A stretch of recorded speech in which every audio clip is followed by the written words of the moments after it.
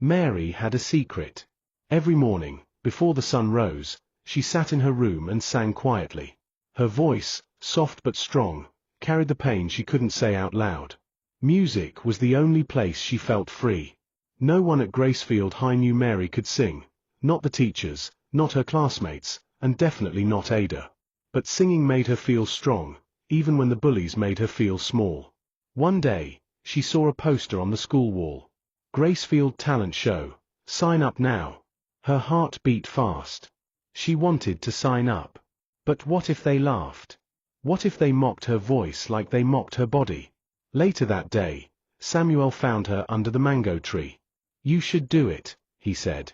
"I've heard you sing. You're amazing." Mary looked away. What if they laugh? Samuel smiled gently. "Then sing louder." That night, Mary whispered a prayer.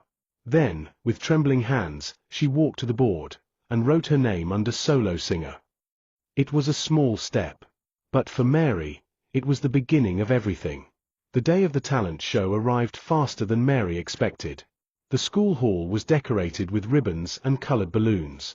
Students filled the rows of plastic chairs, chattering and laughing. The judges, 2 teachers and the school's head girl, sat at a table near the stage.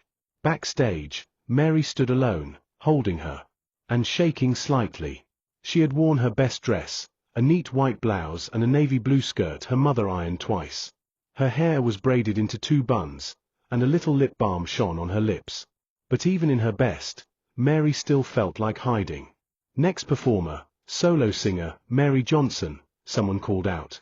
Gasps and whispers rose from the crowd. "Isn't that the fat girl from SS1B? She can sing.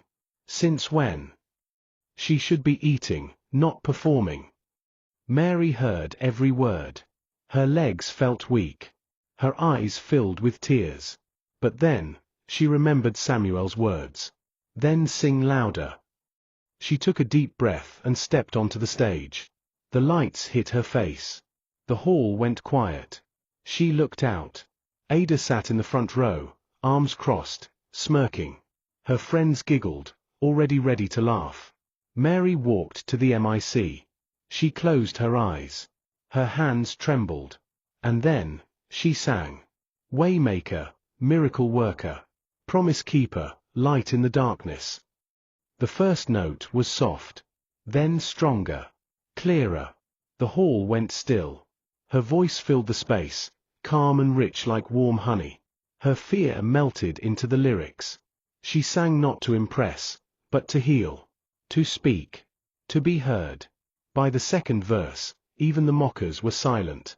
When she sang the final words, her eyes opened slowly. She saw something she had never seen before. A standing ovation. Even the teachers clapped. Even Ada's smirk was gone. Samuel met her backstage with a wide grin. "I told you," he said. "They listened." Mary smiled for real this time. It was the first time she felt seen, not for her size, but for her strength. Not for her body, but for her voice.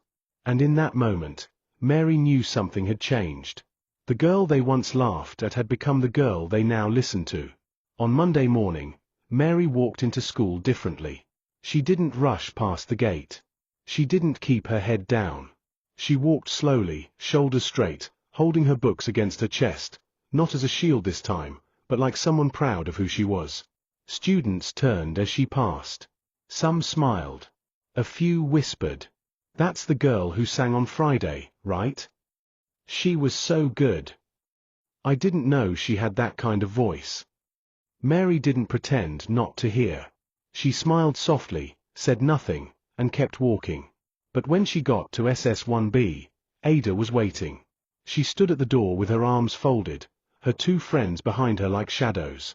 "So," Ada said, loud enough for everyone to hear, "you sang one song and now you think you're Beyoncé?" Laughter bubbled from the back of the classroom. Mary felt her chest tighten. But this time, she didn't freeze. She looked Ada in the eyes and replied, calm and steady. "No. I don't think I'm Beyoncé. I just know who I am now. And I'm done letting you decide that for me."